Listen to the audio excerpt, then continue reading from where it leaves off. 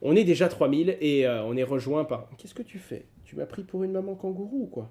C'est génial. Par contre, si tu me fais tousser maintenant, c'est horrible. Là, ça follow la chaîne. Ah bah oui, il y a un chat qui est arrivé. Le seul petit truc, c'est que je sais que vous adorez le chat. Je sais que vous êtes très content quand il est là. Je vois des gens qui écrivent miaou. Il y en a certains d'entre vous, je pense que les chats, ça leur fait quelque chose également. Mais voilà, il est juste très possessif, ce chat. Il a besoin d'être sur moi, tu vois. Genre, théoriquement, si je me penche en arrière, il voit plus d'espace et il va essayer de monter plus haut. Même pas. Oh, mon bébé. Et tu vois, eh ben, c'est très très compliqué de faire un live parce qu'il est adorable, mais il ne comprend pas que je travaille et que je suis en train de streamer. Mais tu restes adorable. Et il a surtout probablement faim, ce qui fait qu'il est venu me donner de l'intérêt d'une minute à l'autre.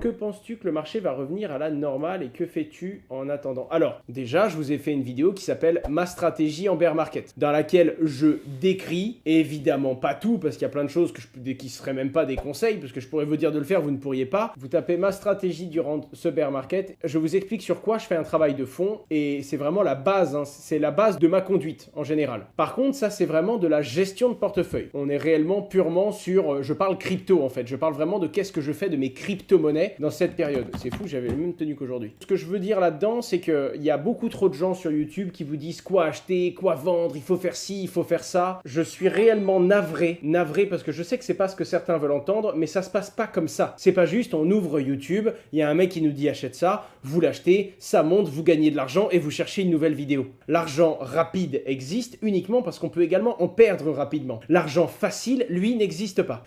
Si vous regardez ma vidéo, il y a une phase qui s'appelle limiter au mieux ses positions. Et en gros, je vous dis voilà, il y a une phase où on gagne de l'argent, il y a une phase où on en perd quand on fait des trades, on est dans une phase où la plupart de vos trades seront perdants, alors limitez vos trades. Ça ne veut pas dire arrêter d'accumuler de la crypto-monnaie. Ça ne veut pas dire qu'il n'y a pas certaines crypto-monnaies à acheter. Ça veut dire qu'il faut arrêter de sortir une courbe, de mettre 2 traits, parce que vous avez vu un mec qui lui fait ça 8 heures par jour le faire, et vous vous dites ok c'est bon, j'ai regardé une vidéo, j'ai compris, je pense que je pourrais aller en salle de marché à la Société Générale, et là vous vous dites, vous vous sentez tout chaud, allez c'est parti, on fout l'épargne de la baraque dessus. Ça c'est pas vrai, d'accord? Et même si, je vous rappelle, hein, quand vous prenez un trade, vous avez une chance sur 2 que ça marche, d'accord? Ça peut monter ou ça peut descendre. Même s'il y a des abrutis qui le font, qui ont une chance sur 2 et qui gagnent, et qui en plus vous disent « Oh, vous avez vu, je l'ai dit, je l'ai fait, ça a marché ». Eh bien, c'est pas une raison pour le faire et c'est pas pour autant que ça va marcher pour vous. Et ensuite, il y a un gros travail personnel, c'est-à-dire que le bull run, c'est quelque chose d'épuisant. Le bull run, ça prend la tête, le bull run, ça fatigue, vous devez livrer.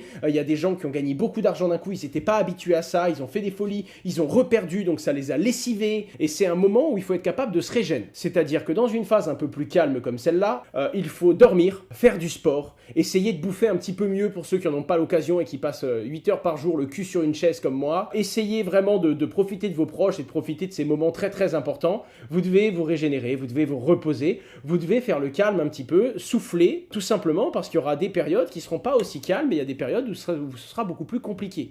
Ensuite, la deuxième question, c'est Owen, quand est-ce qu'il faut acheter du Bitcoin? Quand est-ce qu'il est au plus bas? Bon, déjà, j'y réponds dans cette vidéo, la vidéo que je vous ai montrée il y a 2 minutes. Mais surtout, quel est le bottom? Est-ce que c'est 15 000 $? Est-ce que c'est 13 000 $? Est-ce que c'est 12 000 $? Je pense que c'est pas une bonne approche. Alors attention, hein, ce que je vais vous dire là, les amis, c'est un constat personnel que j'ai fait dans mes 7 années d'expérience à me faire tabasser par ce marché, à le voir tout me donner, tout m'offrir, le slash god mode, l'étoile d'invincibilité de Mario pendant 8-12 mois, et ensuite retomber sur 2-3 ans de la vie c'est dur, la vie c'est compliqué et bouffe de la merde. Parce que c'est le cycle des gens qui sont vraiment investis et qui ont vraiment les mains dans les crypto-monnaies.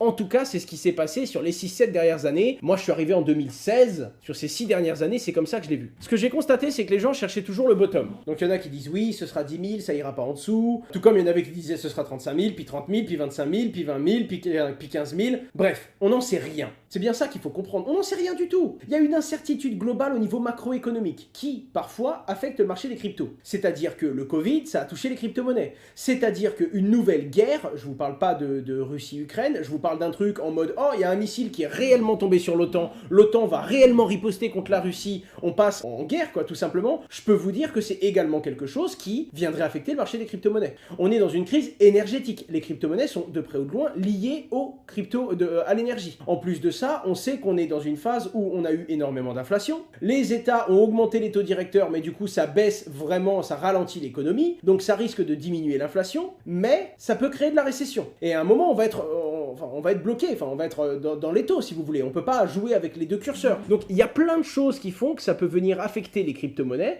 et que ça peut tout simplement remettre en cause une phase qui aurait dû normalement et mathématiquement être haussière ou baissière pour les crypto-monnaies. Ce sont des choses qui sont possibles et ce sont des choses que vous devez avoir dans votre matrice d'approche par les risques, parce que si vous imaginez simplement que ces choses n'arriveront jamais, vous n'avez pas le bon money management et le prochain coup dans le ventre pourrait vous tuer. Tout comme certains ont survécu à UST et sont morts de FTX. Bah nous, à chaque fois on prend une baigne, mais on a pris du recul, on a fait attention, on a diminué nos rendements, on a essayé de se préparer, parce que tu ne peux pas avoir la science infuse et avoir des bons résultats à chaque fois, mais tu peux te préparer au mieux à chaque fois que tu te prends un coup dans le ventre en te disant ok, ça ne m'a pas tué, du coup je me relève, ça me rend plus fort, comment est-ce que je peux faire en sorte que X ou Y chose ne me tuera pas? Elle me fera mal, parce que évidemment si USDT dépègue, en vrai si USDT dépègue les gars, ça va tuer beaucoup de monde quand même. Hein. En vrai ce sera plus essayer d'être dans ceux qui survivent si USDT dépègue, mais vous avez compris ce que je veux vous dire. Bref, tout ça pour vous dire qu'on arrive dans un moment où il faut se préparer, mais il faut garder de la liquidité et il faut surtout garder de la valeur, que ce soit en euros mais également en dollars, que ce soit en métaux précieux un petit peu si vous en avez les moyens, ou que ce soit en actions ou encore en crypto-monnaie. Ne mettez pas tout au même endroit, d'accord? Et n'investissez pas tout en vous disant là, c'est le bottom, ça ira pas plus bas, c'est maintenant qu'il faut tout mettre. Non, c'est stupide. Déjà parce que si ça descend un peu plus, vous allez être déçu. Ensuite parce que quand ça fait comme ça, c'est très rare de choper la pointe, tout comme quand ça fait comme ça, c'est rare de vendre au plus haut. Donc, il faut vraiment comprendre que le mieux dans les entrées ou dans les sorties, ce sont des DCA, c'est-à-dire, allez, bon, Bitcoin a un bon prix, j'en rachète là, je mets une petite réserve pour racheter s'il descend plus bas. S'il redescend encore plus bas, je rachète là. Et s'il touche que 2 points cibles, ben vous allez en acheter à 2 moments. Et s'il repart, ben c'est pas grave, vous aurez gardé de la liquidité, ça vous permettra d'investir dans d'autres domaines. Il ne faut pas systématiquement se dire oh, j'ai 100 euros, je vais investir 100 euros et je rentre all-in tout maintenant ou je rentre pas. C'est une bêtise. En tout cas, c'est l'une des rares choses où je pourrais limite en être certain, vous dire que faire systématiquement all-in à l'entrée ou à la sortie n'est dans quasiment aucun cas, et j'utilise le mot quasiment sûrement parce qu'il y a une exception qui confirme la règle, mais ce n'est jamais la bonne chose à faire, surtout quand vous êtes un débutant, surtout quand vous commencez à comprendre les enjeux financiers, les enjeux monétaires, les enjeux économiques et les enjeux qui viennent de tout ce qui est investissement et la prise de risque.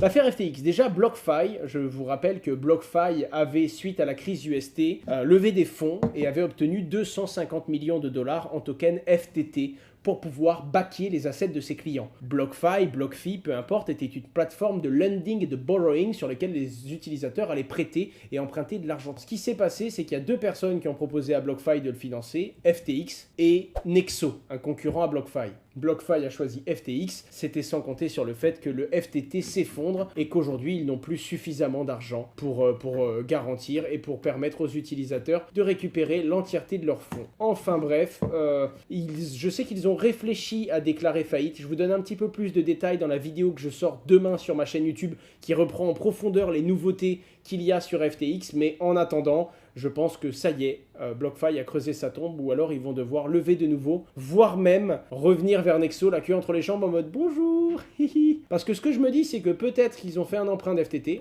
peut-être qu'ils doivent de l'argent à FTX, mais bon, FTX ça va crever quoi, donc qui sait. Owen, tu penses quoi du risque de faillite de Genesis qui est en lien avec Grayscale?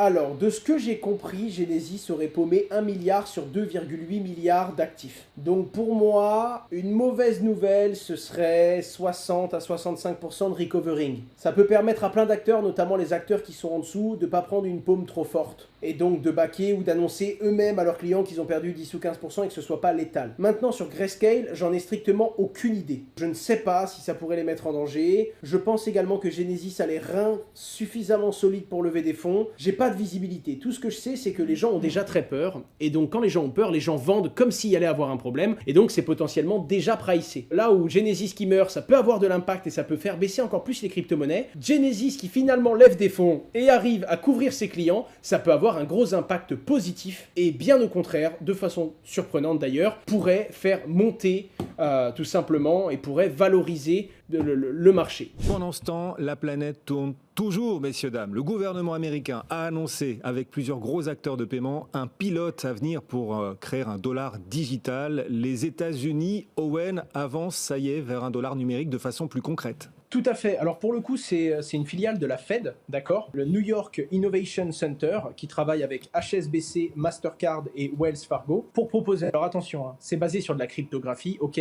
mais il s'agit d'une Decentralized Ledger Technology. C'est une blockchain privée, d'accord? Ça n'a rien d'une blockchain comme Bitcoin où toutes ces parties prenantes vont considérer le réseau et faire de ce réseau un réseau décentralisé. Il faut bien en avoir conscience. Il y a quand même une petite chose qui est intéressante là-dedans, si ce n'est l'effet teasing de tous les différents pays qui annoncent des monnaie digitale de banque centrale, c'est le fait qu'ils ont prévu dans ce pilote de voir si c'est viable avec des stablecoins existants et voir si pour certaines utilités qu'ils vont rechercher, principalement les premiers usages vont être de la compensation et du règlement de paiement entre établissements financiers, voir s'il est possible et applicable d'utiliser l'un des stablecoins qui existent déjà.